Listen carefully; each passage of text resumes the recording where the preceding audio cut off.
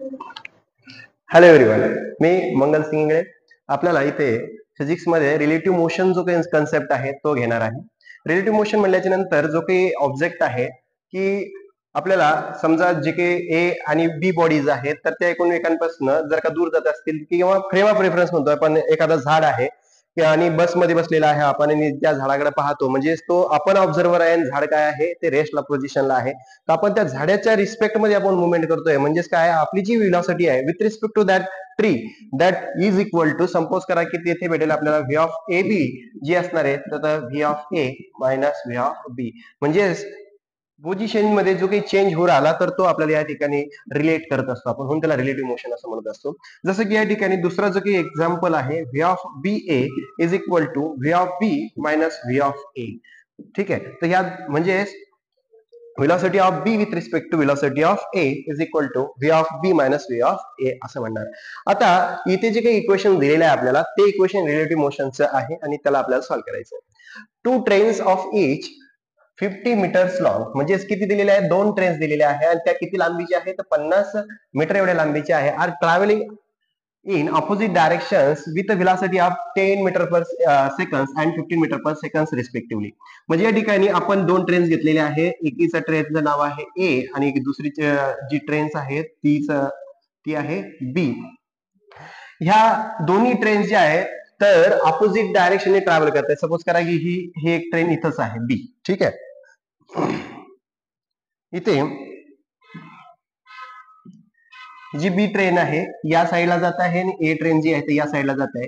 या ए ट्रेनची जी लांबी आहे तर ती 50 मीटर आहे आणि बी ट्रेनची सुद्धा लांबी किती आहे, 50 मीटर आहे. ए ट्रेन ही 10 मीटर पर सेकंदने धावते आहे आणि बी ट्रेन जी आहे तर ती 15 मीटर पर सेकंदने धावत आहे.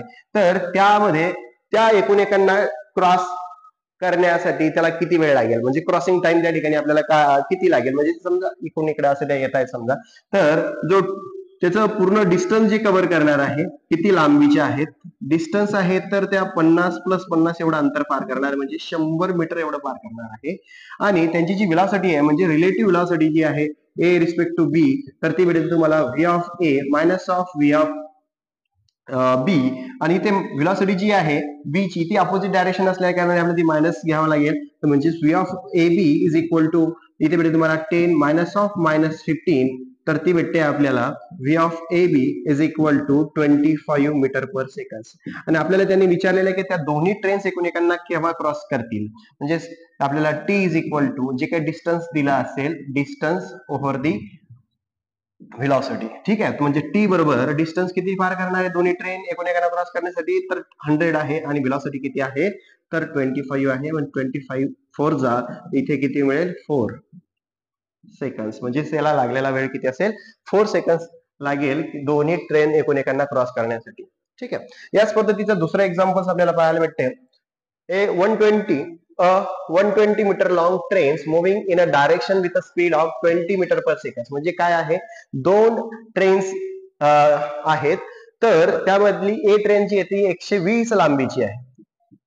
ए जी ट्रेन आहे तर ती 120 मीटर लांबीची आहे आणि बी जी ट्रेन आहे तर ती 130 मीटर लांबीची आहे.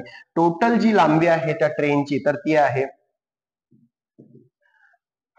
250 मीटर एवढी त्याची लांबी आहे, म्हणजे एवढं डिस्टन्स त्या ठिकाणी आहे. म्हणजे ठीक आहे, इथे पुढे गेल्यानंतर त्या म्हणतायत की त्या जी की पहिली जी ट्रेन्स आहे तिचा स्पीड जो आहे तर 20 मीटर पर सेकंड आहे, दुसरी जी ट्रेन्स आहे तिचा जो स्पीड आहे तो 30 मीटर पर सेकंड आहे. दोन्ही एकमेकांच्या ऑपोजिट डायरेक्शन मध्ये जात असेल तर त्या एकमेकांना the first train in the time which is a cross, म्हणजे त्या ठिकाणी किती टाइम लागेल त्या दोघांना क्रॉस करण्यासाठी, तर सेम क्वेश्चन्स आहे. T is equal to distance upon time.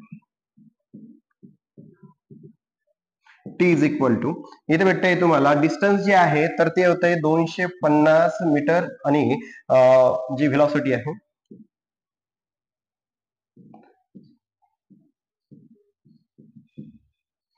इथे, तर याची जी व्हेलॉसिटी आहे 20 आहे आणि मायनस ऑफ 30, म्हणजे या ठिकाणी तुम्हाला भेटेल 20 मायनस ऑफ मायनस 30, म्हणजे अपोजिट डायरेक्शन आहे एकमेकांच्या, म्हणून तिथे मायनस ऑफ मायनस घेतलं.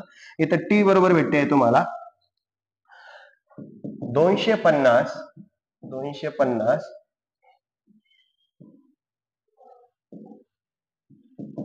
250 भागेला 50 म्हणजे हा इथे t is equal to 5 seconds आपल्याला लागेल त्या दोन्ही ज्या ट्रेन्स आहेत एकमेकांना क्रॉस करण्यासाठी जो वेळ लागतो आहे तर तो 5 सेकंड्स आपल्याला पाहायला भेटेल ते 5 सेकंड्स आपल्याला भेटत आहे 5 सेकंड्स म्हणजे त्या दोन्ही ट्रेन एकमेकांना क्रॉस करण्यासाठी जो वेळ लागेल तो लागेल 5 सेकंड्स नेक्स्ट